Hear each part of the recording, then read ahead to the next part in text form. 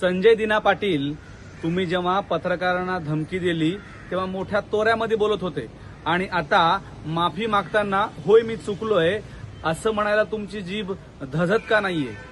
आणि तुमच्या गटाचे सगळे नेते, मंत्री, खुद्द एकनाथ शिंदे हे सुद्धा तुमची वकिली पत्र घेत आहेत. या सगळ्या माणसांना त्या संजय दिना पाटलाची वकिली घेताना लाज वाटली नाही का? हा महाराष्ट्र छत्रपती शिवाजी महाराज, फुले शाहू आंबेडकरांचा महाराष्ट्र आहे. त्या सगळ्या लोकांनी लाज विसरली म्हणून आम्ही लाज विसरणार नाही.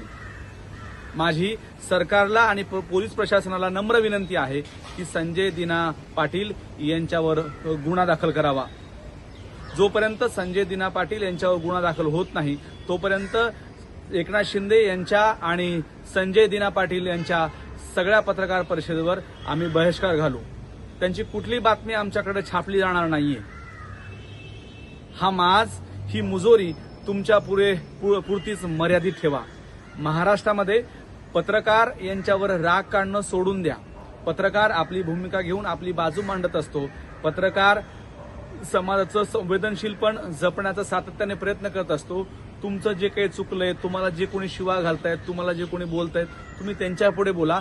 पत्रकारांना बोलण्याची हिंमत त्याच्या पुढे करू नका.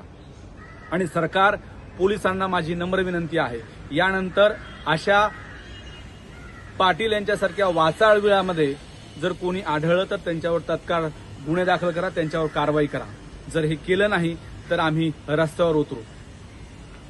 पाटील यांच्या विरोधामध्ये जर तातडीने राज्य सरकारने भूमिका घेतली नाही, पाटील यांनी लेखी स्वरूपामध्ये होय मी चुकलोय असं म्हणत माफी मागितली नाही तर voice of media, VOM international forum राज्यभर आपला आक्रोश व्यक्त करेल.